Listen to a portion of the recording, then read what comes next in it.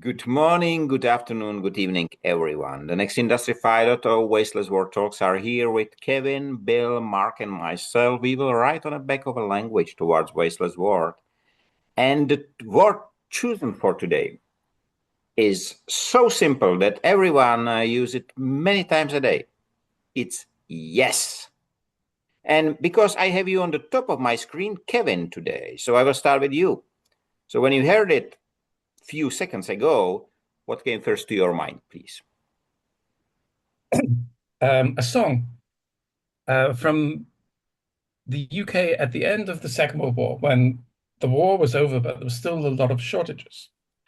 And the great thing about yes, it must be the most positive word that we have in our language. And people were hoping that bananas would be back in the shops.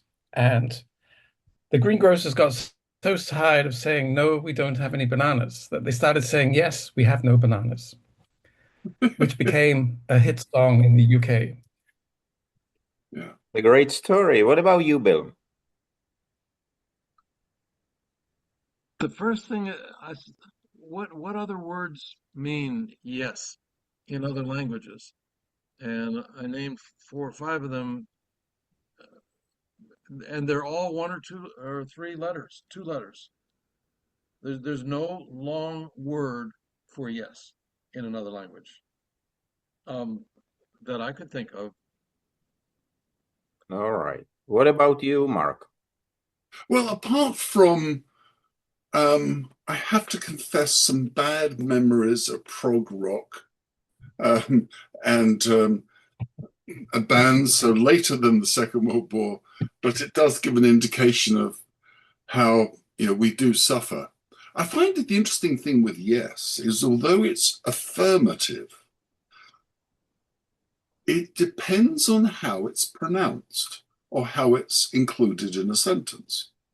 So, taken on its own, yes is the opposite of no and is affirmative. But when you say yes, you know that but is coming, and therefore you can actually add tonality to the affirmative. Hmm. I Do can you see you're convinced, Michael. you use too many words which I do not understand, but it's fine for me. I do understand the context, but in the details, I'm not so good. But do you remember some yes, which you said, which you will never forget?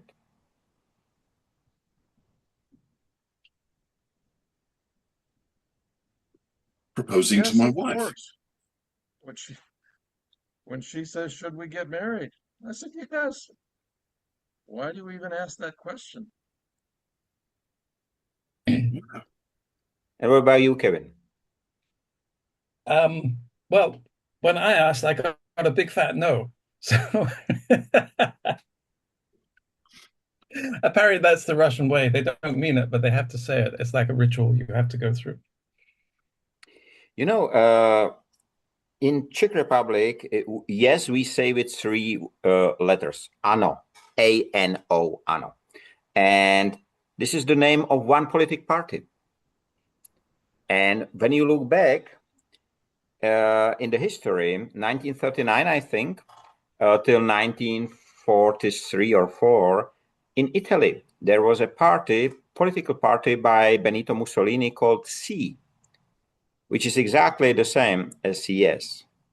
And it was not a, let's say, not a party that will good for all.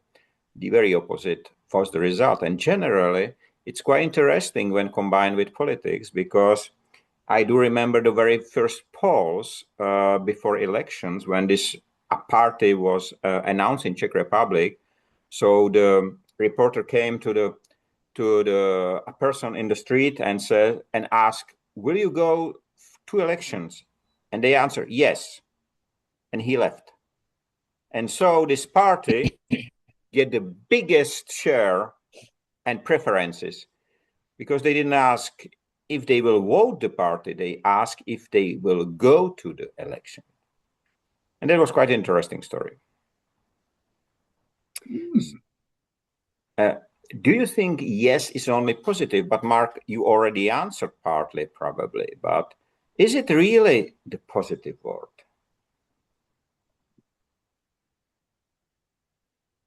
Well, there's a lot behind a simple word like that. You look at the person's face, they say yes, but their face says, be careful. What? Watch out. He doesn't mean yes.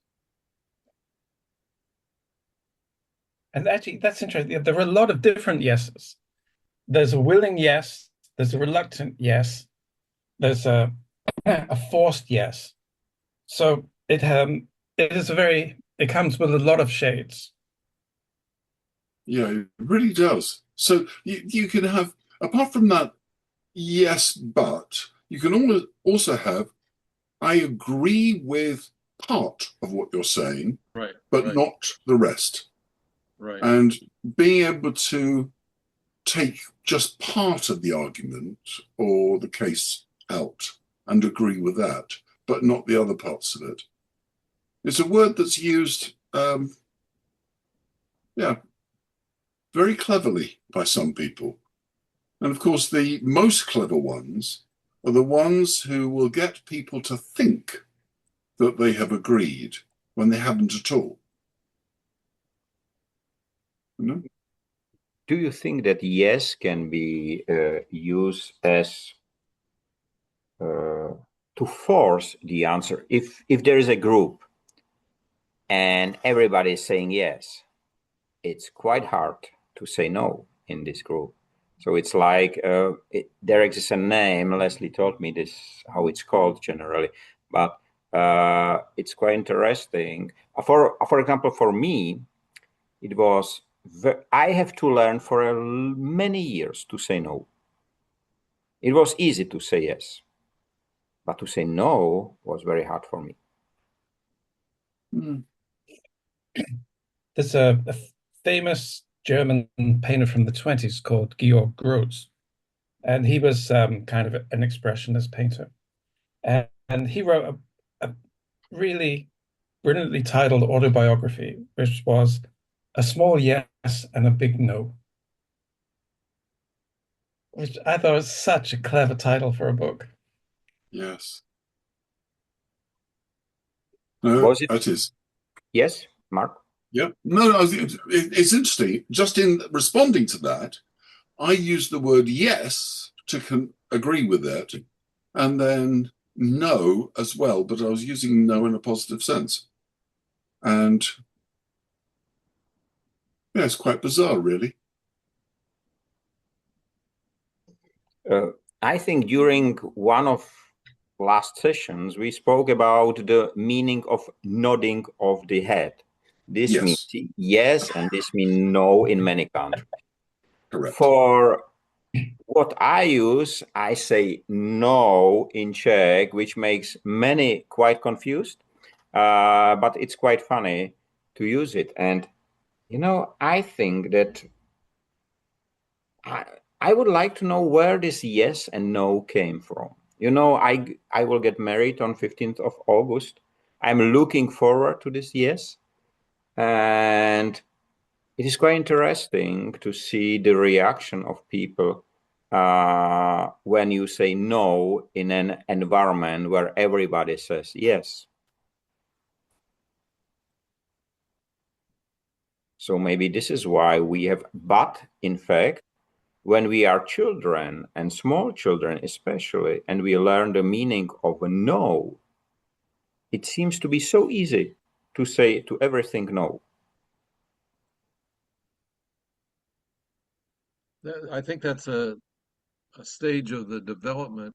When I see my grandchildren, they they're somewhere around 2 years old, give or take, and they will learn to say no. And do you want to go to bed and take a nap? No. Do you want, no. And there's a power in the word no. that they learn about 2 years old. And and just watching them use the yes word and the no word is fascinating, because you know what's going on in the back of their mind. They're trying it out. In fact, with my grandkids, we have a day we call Yes Day, and whatever they want, we're going to answer yes. Can we go to the park now? Yes. Can I have ice cream now? Yes. It's Yes Day, and that's kind of liberating. They don't have to worry about whether or not they can do it. They can do anything. It seems like that our relationship with yes and no is developing with the age. Yes.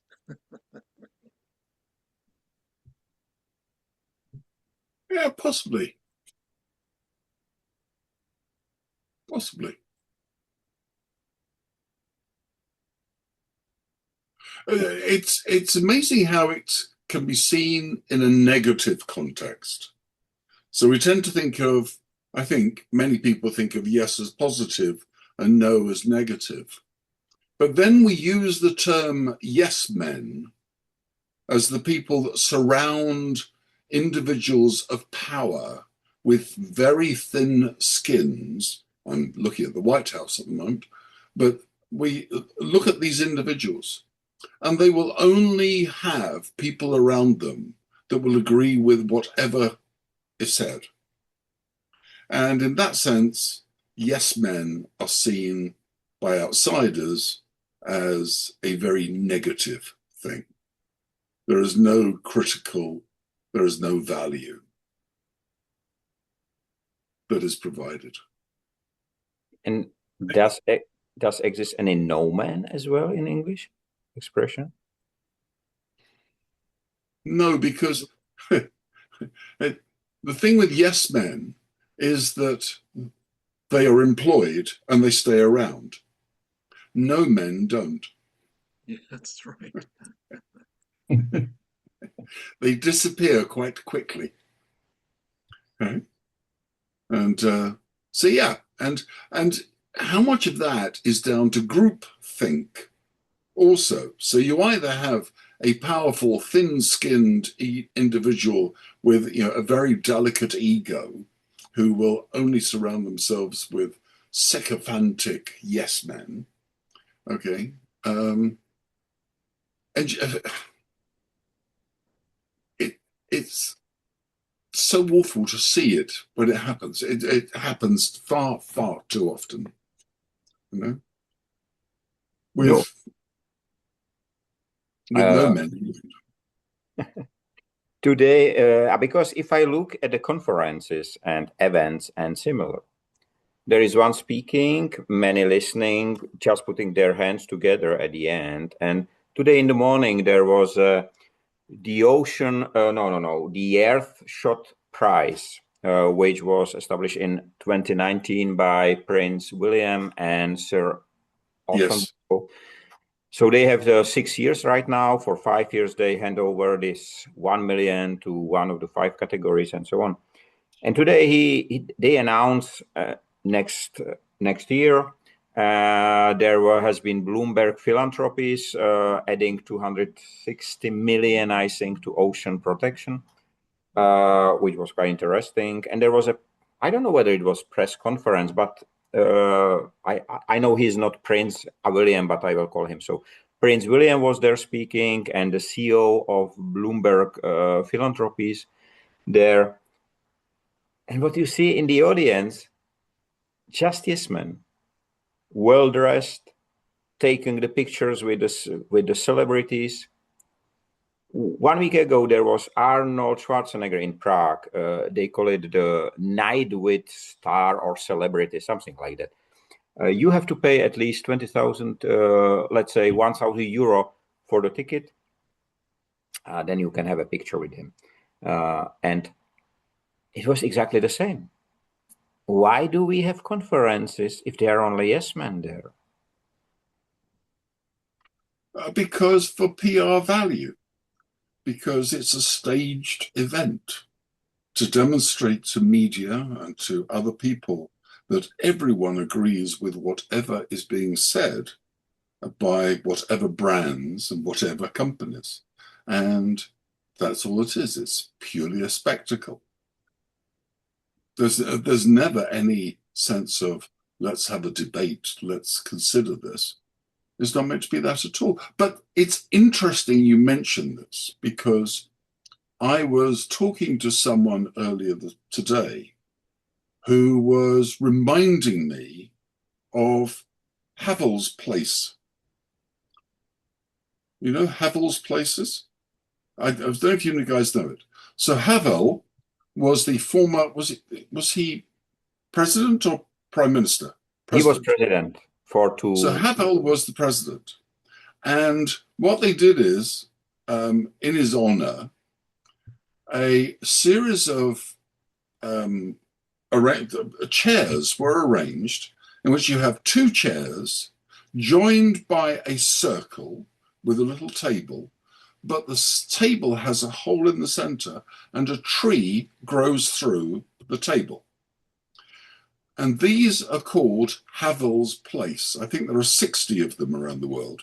We have one here in Pilsen, or at least I think it was stolen a few years ago. Not sure. Right.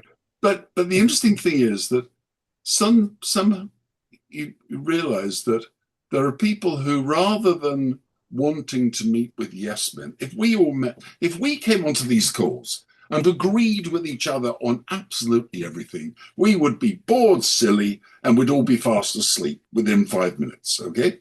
We don't. We consider, we debate, we throw ideas around. And what I loved about the Havel's Places, the concept of them, was the idea of bringing people together to have a chat, to have a talk, and not for people to agree about everything. And I was interested, I was dying to know what has happened to those, because it seemed like a very, very good idea at the time for bringing people together to talk, but never hear anything of it now. In Czech Republic, you hear something about so-called Václav Havel Library. It was established even during his life, I think 1992, something like that. And it was to promote his work because he was known worldwide. And the latest director, called Thomas Sedlacek, who is quite a famous economist. He was a young guy when Havel was president, but he chose him to be his economic advisor. So the guy has so strange hair, he rides electric unicycle, and he has strange ideas and write books and so on. And he was the last director, and it completely collapses. He was not able to run it, so it looks like the library, even the wife of Václav Havel, Dagmar, she resigned. All investors resign because of this guy. It was so interesting, and the most interesting discussion when we speak about the yes guys. I saw a few interviews with him, and he said, Tomáš Sedlacek says, everybody loves me. Do you want to see the SMS which my employees write me? And then he said, oh, it will not be nice. And all the employees, the entire staff, it was 19 people, resigned because of his behavior. So it's a really crazy story. No one knows at the moment whether it will survive or not. But it was quite interesting example of the yes man, maybe yes man during the work time, who completely disagree with the way how the boss is running the company.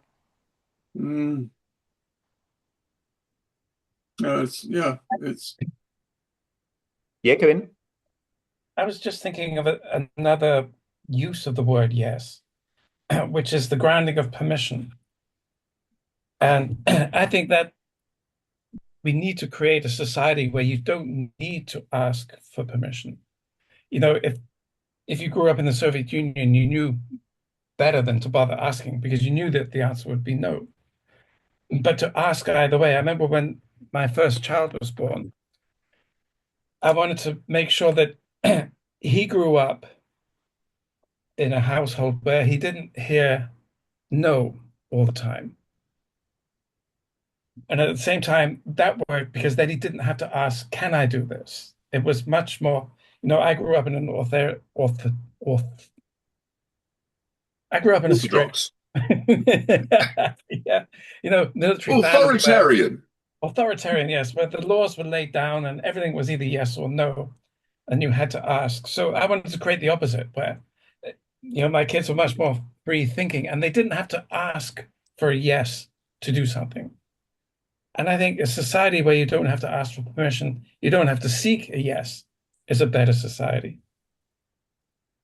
No, that's a good point. Good point. Also, yes can be used to mean no. So there's the wonderful story in the book by the former American ambassador to Japan, who tells the story of going into a hotel with his wife and wanting a room for the night. And the Japanese do not like to use the word no. So they go up to the desk and say, please, do you have a room for the night? And the woman behind the desk says, yes, sir. We are very fortunate to be fully booked this evening. This is wonderful. Rather than saying no, it's very rude to say no. So just throw yes in. During your life and career, was it easy for you to say no? Or you have to learn it same as I do, I did not, I do till today? Or was it easier for you? For me, it was easy to say no, because everything I had was rationed. Um, it was tough to go to school.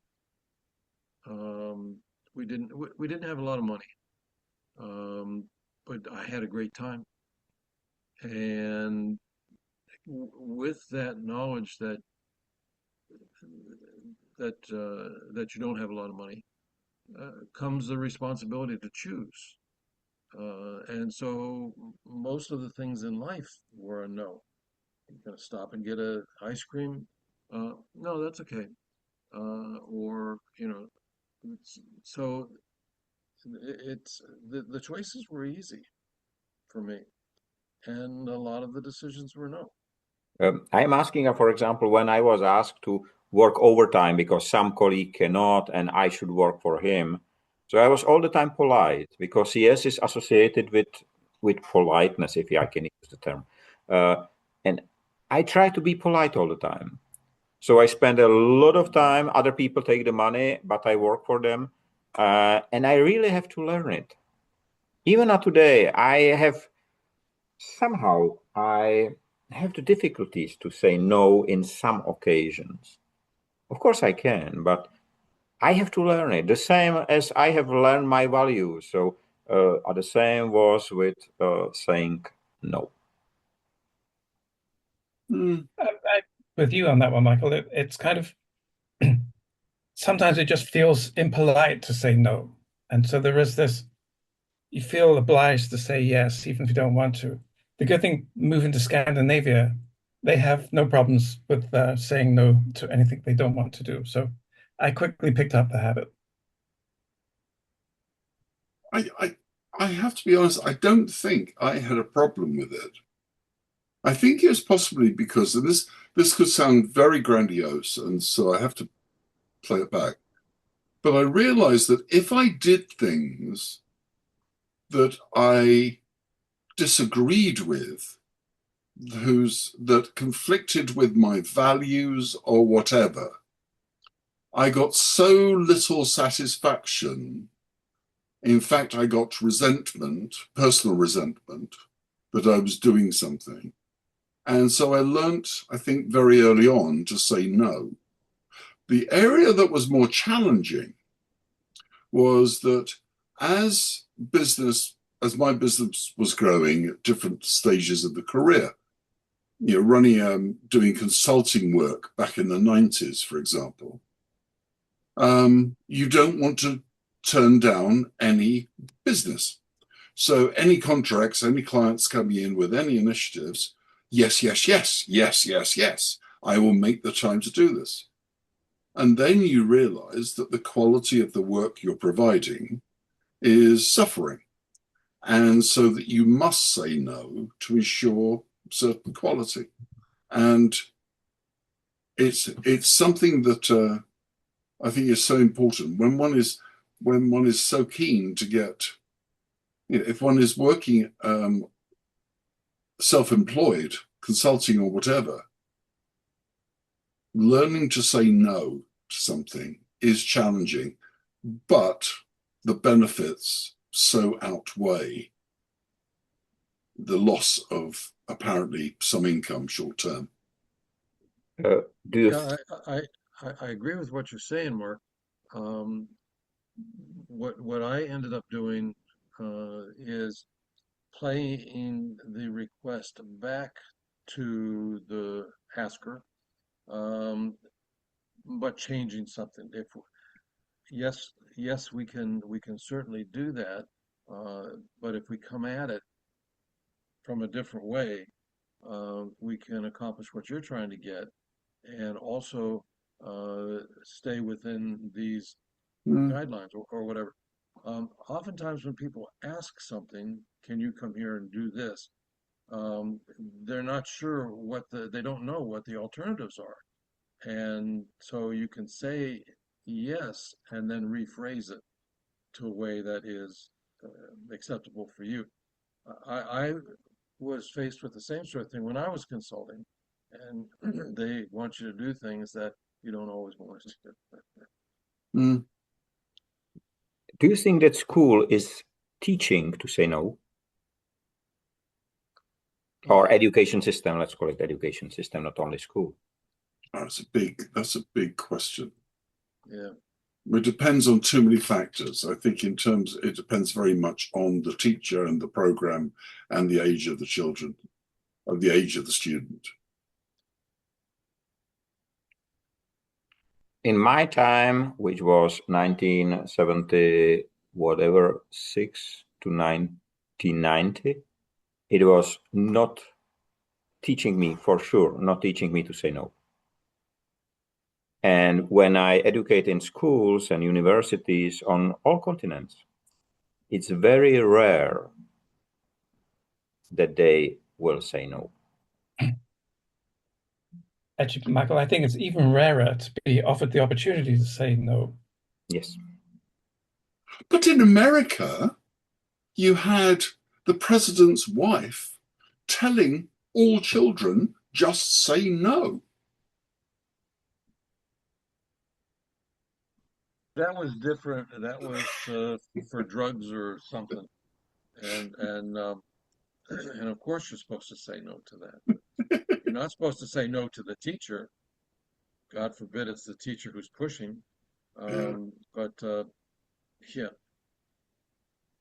I, I guess I had a little bit of a different upbringing because a lot of the teachers were trying to get a discussion, a heated discussion going to bring out things maybe that we hadn't thought about. A lot of the teachers that I had uh, had uh, had had avoided going to the Vietnam War, so they became teachers. There was some sort of deferral or something. So a lot of them were of Vietnam soldier age, and at that time in the 70s, late 60s, we were talking a lot about things like should we be in Vietnam, or what are the pros and cons, or what are the Chinese doing? There was a lot of heavy discussion like that. So a lot of my teachers tried to bring out that heavier discussion. Matter of interest, Bill, were you ever encouraged to resist the draft? Encouraged by who? By your teachers? No, no, Okay. no. That was a personal decision. There were very clear two camps in every classroom. There were those who couldn't wait to be 18 so they could enlist. No, I was never encouraged by someone in authority to resist the draft. Okay. I think here we can see the difference between the communist education, because I was growing up for the first 18 years in a communist country. Never. It was just one direction, Soviet Union. All what communists did was right. All what the Western did was wrong. There was nothing between. And only one teacher in the college was different. And he was still kept in the college because he was expert in his field of business, which was biology generally. So, but otherwise he will never work there. He was anti-communist and really, but he was the only one. He was really the only one that was interesting. What about in literature? We learned about the Western, but generally 80 to 90% was the literature after the Second World War. So even Karel Čapek, which was very famous, 7 times nominated for the Nobel Prize, never get it for literature. He was generally just on the side.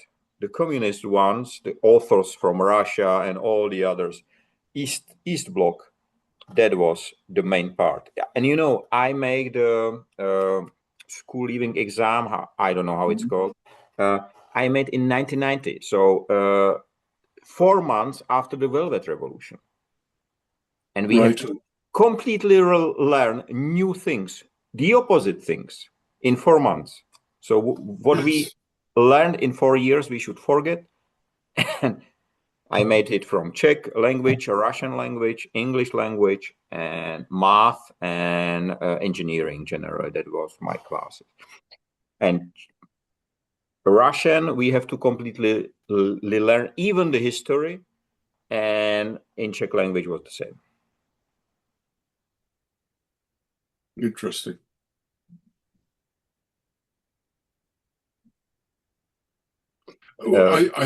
I feel that in my education at school, we were very much encouraged to challenge, and it wasn't someone driving a particular political message, but just trying to cause us to be more critical in our assessment, not simply become yes men, not simply become sheep following the herd, but rather being able to make our own decisions and understanding why we were making those decisions. You know, I was yesterday evening, the younger son of Jane was for the last day in school. He's in the 9th grade. So right now he goes to next part of education cycle, let's call it so. He has ADD, so he has a little trouble with learning things and so on. But it was quite interesting to see the students over there with his age. Some of them very, I will say, adults, and very few children. He was a child, well-dressed child as an adult, but he still is child. He liked to play with toys and Lego and so on. But he's a very clever guy at the same time. He just needs more time. And it was very interesting to watch the people over there, because I think many of them did exactly as you said, Mark. They are challenged. But the question is, when you look at the parents over there, they lived in the same time as me, most of them younger than me. But it was quite interesting, this clash of different ways of education. Even the teachers are different. Yeah. But can we Uh, supply this lack of challenge through the experience in our lives, in our business, in our life after education, official education ended? Because if you look at when we came to the yes men again, and you look at the conferences and everywhere, you see mainly only the yes men sitting there. Why it's so? Because they are well paid? Maybe. I'm not sure. But something gets wrong on the way. I don't know that they are yes men. I don't know Yeah. that in the conferences they are yes men. We have 3.5 minutes just to tell you. Okay, I think many of the people that are sitting in those audiences are sitting there for other reasons. They are sitting there to see what they can take away, what they can get from that conference. Is it a new job? Is it an opening? Is it a new sale? Is it a contact that they can get to? Is it a reaffirmation of something that they've been pushing? I think there are many things that they're looking for, but they, as we invariably do, we like to be with people that we consider are like us. And we group ourselves together, and it's either a common interest. What's interesting is when you get people that come together from totally different areas. So if you look at, say, religions, people that go to churches, synagogues, whatever, come together because of that faith. All right. If you go to a sports club, you will find people of all religions who like to play football or basketball or whatever, and they mingle. And similarly, you can go to libraries in certain places and you get different people milling together. And it's so interesting where you get people who are not simply in a cocoon of people like us, but where they have the chance to mix with people with different views. I'll stop there because we've got so little time. We have 1:45 left. Anything to comment, Bill or Kevin? It's a great word, very deep, like all the words are once you start digging around in it. And I don't think we've even scratched the surface. It's for me, it's one of the words when we do not need to ask what is the opposite, because everybody think that it's no. The question whether it is so, it's another. But if you ask what is the opposite of yes, everybody say no. That will be the first answer, even without thinking. So, last minute, I would like to thank you for your time, for spending 40 minutes again on the bag of language or riding towards wasteless world. And I have to wish you have a nice time, free of waste and wasting in all its forms. Stay safe, be free, be human, and let your yes and no be the sign of yourself, of your real opinion, not just of the interest of others. See you next week. Bye-bye. Bye bye. Bye.